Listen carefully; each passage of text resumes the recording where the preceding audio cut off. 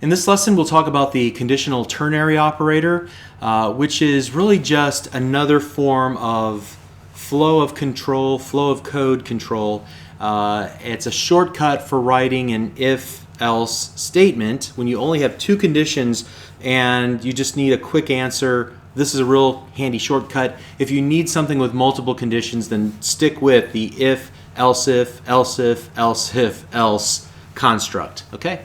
So as you can see on screen right now, I have a new project called CS-ASP_012. Just like before, you can download the code, look in the before folder, you can get to where I'm at this moment.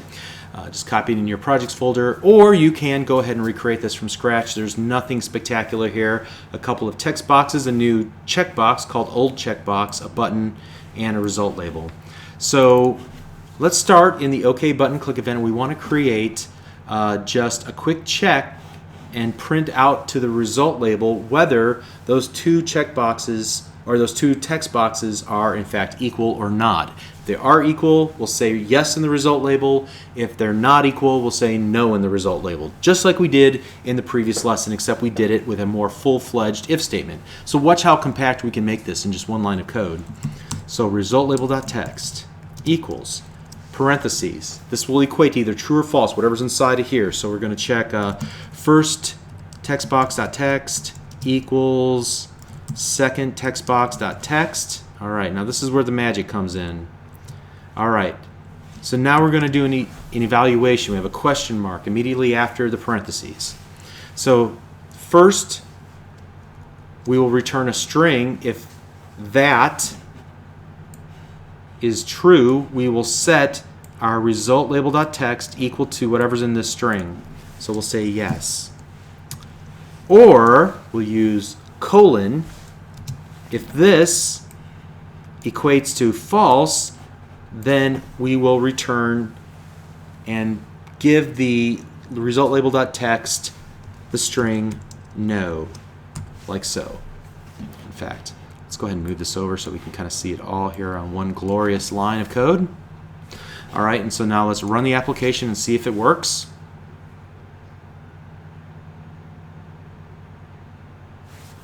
And so, is 6 equal to 6?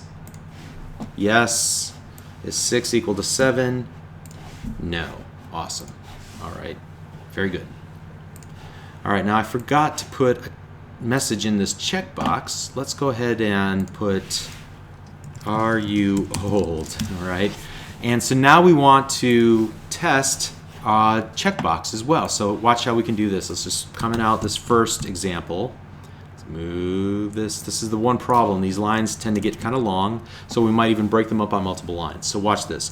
Result label.text equals ternary operator. That's what we're going for here. Age checkbox, old checkbox dot checked. Now remember, this only has to equate to either true or false, whatever's inside of these two parentheses. And the checked property of the checkbox automatically returns either true or false. It's complaining now because it thinks that we're going to try and assign this text to this string value to a Boolean, but that's not our intent here. We're going to use the ternary operator instead, the question mark, and we'll say, I'm teaching an old dog new tricks. Or, and this is where the lines get a little bit long, so watch, again, it doesn't matter in C#. We can move things to multiple lines. And notice when I do that, it does a nice little indentation for me to let me know that this is kind of nested under the previous line of code. And so we'll just add the other option below that as well. And I'm going to say young whippersnapper, get off my lawn, like so. It's still a statement, so we need to end it with a semicolon, all right? But that's still just one line of code. And so now let's test our app.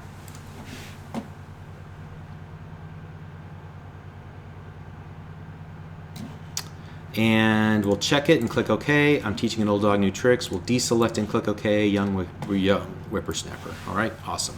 Now, we've used just, in this case, the result label here, but you can actually do this also with, let's do that. You can do something similar with like an integer. So, for example, here, we might be able to do some kind of scoring. So, int result equals then our condition, and we would return back like either 100 if it was true or only 50 if it was false. And then let's go result label.text equals result result.toString. And so we can see that this will work equally with numeric values as it does with string values. We'll just toString it so we can print it to screen. And there you have the ternary operator. Okay, it's as simple as that. We'll add this to our cheat sheet and we'll move on from there with a challenge or two. We'll see you in the next lesson. Thank you.